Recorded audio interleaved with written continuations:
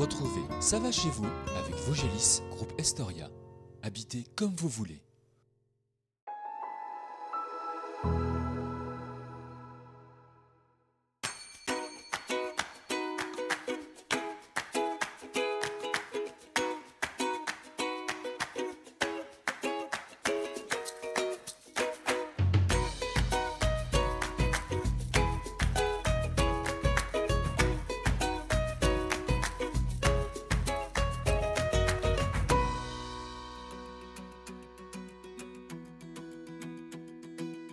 Commune touristique labellisée Station Verte, nous posons nos caméras cette semaine dans le village de Corcieux et ses quelques 1550 forfelets. Située non loin de Gérardmer et de Saint-Dié-des-Vosges, la commune attire chaque année plus de 10 000 visiteurs. Elle dispose également de nombreux atouts pour ses administrés dans les domaines de la jeunesse, la santé et les services. Focus sur un incontournable de l'activité économique, la fromagerie Marcia, avec son directeur d'usine Gilles Aurillard. En fin d'émission, rencontre avec Jérémy Cuitilla, qui est tourneur sur bois. Mais pour débuter, nous sommes avec vous, Christian Caël. Vous êtes donc le maire de la commune, maire depuis 20 ans, une longévité impressionnante. Qu'est-ce que c'est être maire de Corcieux aujourd'hui? C'est beaucoup de temps, beaucoup d'énergie et aussi de la passion. Passion de faire en sorte que notre commune, notre village se développe, soit vivant, soit dynamique. C'est un vrai challenge de tous les jours en fait. Un village où je le disais aussi qui est labellisé, un village touristique, labellisé Station Verte entre autres, parce qu'il y a plusieurs labels dans la commune. Oui, c'est ça, on est donc labellisé village touristique Station Verte, mais aussi on a eu dernièrement le label ville sportive, et puis également une labellisation aussi, c'est patrimoine du XXe siècle, c'est le patrimoine en fait de la reconstruction de Corcieux, puisque Corcieux avait été sinistré au sortir de la Deuxième Guerre mondiale et totalement reconstruit dans les années 50. Dans ce village, il y a beaucoup de choses, la vie est importante, sur tous les aspects, que ce soit économique, associatif, dans le domaine des services aussi. Oui, nous sommes évidemment heureux d'avoir des entreprises qui sont très dynamiques. Je pense bien sûr à la fromagerie qui est un des principaux employeurs du bassin de ville, notamment de la Déodacie et même bien au-delà. Mais aussi d'autres entreprises qui sont costauds. On a une scierie, une menuiserie, une entreprise de travaux publics et beaucoup d'artisans aussi qui sont présents sur Corcieux. Donc la vie économique est riche et ça nous amène à avoir des gens qui viennent à Corcieux, non seulement pour y vivre, mais aussi qui habitent à l'extérieur et qui viennent y travailler. Et puis après, il y a tout ce qu'il faut, une école, un collège aussi. Donc voilà, ça permet aux personnes de rester, aux familles de rester. Il y a tout ce qu'il faut en quelque sorte, l'emploi pour les parents et puis finalement l'éducation qui se poursuit. Un des objectifs qui reste toujours, mais un des premiers vraiment, c'était le travail sur les familles et la jeunesse. D'où le travail qu'on a mené au travers des écoles, du périscolaire, des cantines, des centres de loisirs, etc. Et puis après est venu tout le travail sur la santé, au travers du pôle médical, bien sûr. Et ce pôle médical, on peut en parler bien évidemment, qui a été inauguré il y a quelques années maintenant, et des praticiens continuent toujours de venir. On peut dire que c'est un véritable atout, ça. C'est un vrai challenge. Il a fallu se battre même contre des réticences sur la création d'une telle infrastructure à Corcieux, parce qu'on nous disait mais oui, mais les gens ne viendront pas, vous allez faire une coquille vide, etc. Et nous avons pensé à l'inverse, qu'il fallait créer de l'équipement, des structures si on voulait accueillir des praticiens de santé. Ça a pris un petit peu de temps, mais c'est une vraie réussite maintenant. Puisque... Alors à vous entendre, l'aspect économique, l'aspect associatif, tout se passe bien, on peut dire que ça va chez vous à Corcieux. Oui, ça va, surtout quand on est ici sur le site du Pump Track Skatepark, évidemment. C'est un ravissement de vous présenter la toute dernière réalisation qui est mise en service en fait depuis cet été. Je pense qu'on peut dire que le pari est réussi puisque on a aussi bien des petits, des tout petits qui viennent avec leurs parents, leurs grands-parents sur cette piste d'initiation, mais aussi des ados qui est une cible importante pour nous en termes d'occupation, d'activité. C'est donc un des derniers projets qui a été monté. Il y en a d'autres dans la commune, des projets. Si on reste dans le domaine sportif, un projet autour du stade? Nous sommes en train de rénover le stade de foot et on a fait un choix au niveau de la commune qui était de passer sur une pelouse synthétique. Là aujourd'hui, on a une particularité importante, c'est du synthétique mais avec un aspect environnemental important puisque nous allons finir le remplissage avec de la rafle de maïs. plutôt que de la bille caoutchouc. En parlant d'environnement, c'est quelque chose aussi qui vous tient à cœur? Oui, alors sur ce sujet-là, évidemment, on a été rattrapé par l'actualité avec la flambée du coût de l'énergie, notamment le prix de l'électricité et du gaz. Et en ce qui concerne l'électricité, c'est notamment la rénovation de l'éclairage public, rénovation totale, un système tout LED et avec un éclairage intelligent puisqu'on peut régler l'intensité. Et on escompte entre 50 et 60% de gains sur la consommation électrique rien que pour l'éclairage public. Enfin, on va terminer pour dire un mot sur le centre-bourg qui fait partie aussi des projets de Corcieux. Aujourd'hui, on voit qu'il y a besoin de donner un nouvel élan au centre-bourg, notamment en réorganisant un petit peu le cheminement, notamment par rapport aux piétons, par rapport aux cyclistes. Il faut absolument que l'on privilégie et puis redonner aussi de la qualité sur un plan environnemental de façon à rendre plus attractif encore le centre-bourg parce qu'on a évidemment le défi de maintenir de l'activité notamment commerciale ou de services en plein centre de façon à ce que Corcieux, le centre de Corcieux soit vivant, soit dynamique et donc attractif. Mais du travail à Corcieux. Oui, encore à faire, oui, oui.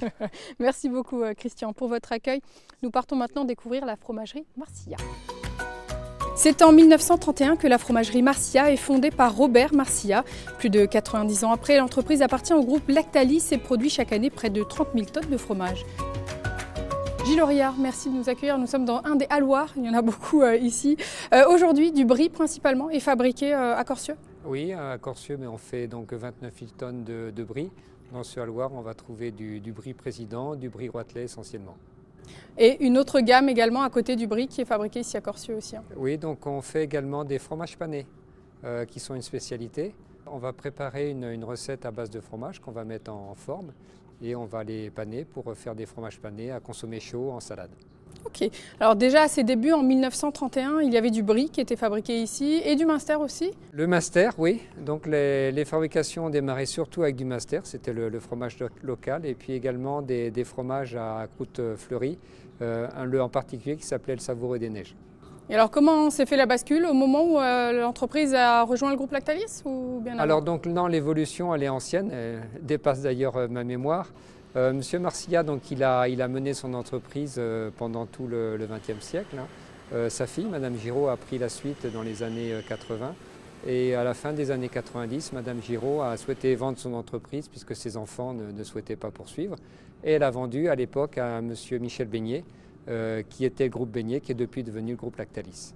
En quelques chiffres, aujourd'hui, Marcilla, donc vous nous disiez, c'est 29 000 tonnes de fromage. Alors en quelques chiffres, Marcilla, donc, pour faire du fromage, on utilise du lait. On transforme environ 200 millions de litres de lait par an. Nous sommes 450 personnes à y travailler. On fabrique 29 000 tonnes de fromage par an, en faisant 95 tonnes par jour. Et également, on fait un petit peu plus de 2000 tonnes de fromage pané chaque année. Des chiffres conséquents pour un chiffre d'affaires à l'année? Alors ça représente un chiffre d'affaires de 170 millions d'euros. Et on travaille beaucoup pour l'export puisque 75% de notre production est exportée hors France. Beaucoup sur l'Europe, mais également États-Unis, Asie et Afrique. Et on parlait du lait, un lait qui vient d'où? Majoritairement des Vosges? Alors le lait vient essentiellement des Vosges, de la région de Corcieux, également de la région de Xertigny, près d'Épinal, et pour une toute petite partie de Moselle et Alsace-Bossu. Et donc c'est une partie de ces 450 salariés qui s'occupent de la collecte de ce lait? Alors on a sur le site de Corcieux toute une équipe de collecte de lait, de gestion de lait, de relations avec les producteurs qui représente une quarantaine de personnes. On ne se rend pas compte comme ça quand on déguste notre brie qu'il y a énormément d'étapes de fabrication avant. Et on voit que vous avez investi dans des machines peut-être pour plus de facilité aussi. Oui. La fabrication de fromage, c'est tout un programme. Le fromage, on utilise toujours du lait. On utilise toujours des ferments et de la présure. Et suivant la façon dont on travaille, on obtient des fromages différents. Et donc nous, on fait du brie. Et tout dernièrement, on a modernisé notre installation avec un équipement type coagulateur qui représente le procédé le plus moderne et le plus automatisé pour fabriquer des fromages à pâte molle. Alors pour fabriquer du brie, ça commence par du lait qu'on va préparer, pasteuriser, qu'on va ensemencer avec des ferments et auquel on va ajouter de la présure. Là, à ce moment, le lait va cailler et on va attendre un petit peu avant de le découper pour favoriser l'évacuation du sérum. Et au fur et à mesure du process, on va avoir un lait caillé qui va être de plus en plus sec pour devenir à un moment donné du fromage. On va le mouler et on va l'égoutter pendant une journée avant de le saler et de le mettre en cave d'affinage pour 10 jours. Et au bout de ces 10 jours, on va le conditionner et si on est patient, on va attendre un mois avant de manger. C'est ça, c'est là qu'il est meilleur. C'est là qu'il est le meilleur. Alors justement, vous parlez d'investissement avec cette machine. Les investissements, c'est tout le temps et il faut tout le temps investir. Alors, pour... quand on a changé notre outil de fabrication, ça a été un très gros investissement puisque ça a été quasiment 30 millions d'euros. Chaque année, on investit environ 5 millions d'euros. Tout dernièrement, on a investi pour doubler la capacité de notre atelier de fromage pané. Et sinon, on continue notre programme d'investissement pour maintenir le site à niveau. Et également, on a un programme de mise à niveau et de sécurisation au niveau environnemental de notre activité. Ça passera notamment par un investissement pour une chaudière biomasse. Alors, on a un investissement qui est prévu pour une chaudière biomasse. On a également un investissement qui est prévu pour upgrader notre station d'épuration. Et on a tout un programme comme ça sur plusieurs années. Bon, il y a de quoi faire. Alors merci beaucoup Gilles de nous avoir accueillis chez Marcia. Nous on continue notre découverte de Corcieux, direction un tourneur sur bois. Récemment installé dans les Vosges, Jérémy travaille aujourd'hui de ses mains pour donner vie à toutes sortes de pièces en bois à l'aide de son tour. Il nous ouvre aujourd'hui les portes de son atelier. Jérémy, merci de nous accueillir dans votre atelier. Alors les Vosges, quand on veut travailler le bois, c'est plutôt une chouette destination? Oui, nous ça fait donc 4 ans qu'on est dans les Vosges. Et ça fait 3 ans, donc au niveau de l'entreprise, on fête l'anniversaire de l'entreprise ce mois-ci. Donc moi, c'est ce qui m'a inspiré en fait en arrivant dans les Vosges, le bois. Pourquoi le bois? Pourquoi ce métier de l'artisanat? J'avais à cœur de me reconvertir dans l'artisanat, donc faire quelque chose avec mes mains finalement. Et puis le bois, c'est vrai que c'est une matière qui est noble, donc ça s'y prêtait bien. Et alors quel bois vous utilisez pour vos créations? Est-ce que c'est du bois vosgien? Essentiellement du bois donc vosgien. On va retrouver du bois dans la forêt, donc du frêne, du hêtre, du chêne. Et puis après, je vais travailler sur des essences un peu plus particulières aussi, mais sur des petites pièces. À la demande aussi peut-être en fonction voilà. des... D'accord. Comment vous avez appris? Parce qu'on a entendu, vous nous disiez que c'était une reconversion. Des formations tout seul? 90% tout seul, autodidacte. Et puis après, le reste, c'est avec le contact des autres artisans, puisque la région des Vosges, c'est assez marqué par le travail du bois. Et on a des artisans qui aiment bien partager leur savoir. C'est important aussi d'échanger avec d'autres personnes qui travaillent le bois. Quelles sont les qualités d'un bon tourneur sur bois selon vous? Il faut être assez minutieux, assez précis, selon les pièces où on va travailler.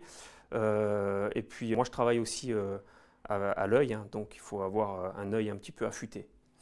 Est-ce que vous partez d'un croquis, d'un dessin ou vous y allez un petit peu au feeling? Plutôt au feeling, donc c'est ce que je disais, c'est plutôt à l'œil. Je m'adapte au bois aussi que j'ai, parce que j'aime bien travailler sur de la pièce unique, donc c'est-à-dire des bois qui vont être un peu biscornus, et puis là on se laisse aller au niveau créatif, donc généralement, on ne prend pas de mesure à ce moment-là. Quelles sont les pièces qu'on vous demande le plus? J'ai 3 gammes de pièces, donc la vaisselle en bois. La deuxième, ça va être la chope. Et puis la troisième, ça va être plus de la pièce unique, des pièces d'art. Alors j'imagine qu'avant d'arriver au produit fini, il y a plusieurs étapes. On part d'un morceau de bois brut et directement avec le tour. Comment ça se passe? On va partir d'une bûche, on va dire, qu'on va dégrossir avec une scie à ruban, par exemple, et puis après on va passer notre pièce sur le tour à bois, et puis là on a divers outils, notamment le premier outil, ça va être la gouge à dégrossir, où on va dégrossir notre pièce de bois, la cylindrer et puis après profiler les formes.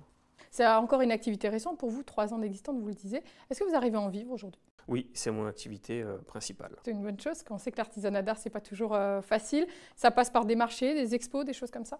Des marchés, des expos, marché médiéval, parce qu'on est bien dans le thème, des ventes aussi à l'atelier. Marché de Noël, on vous retrouvera en Alsace, principalement cet hiver? Oui, au marché de Noël médiéval de Ribeauvillé.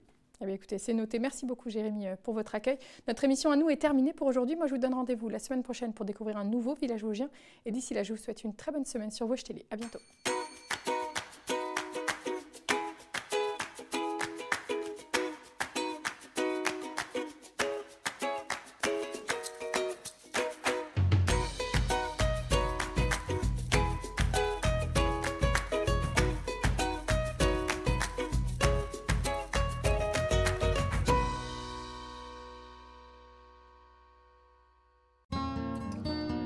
Retrouvez Ça va chez vous avec Vosgelis, groupe Estoria. Habitez comme vous voulez.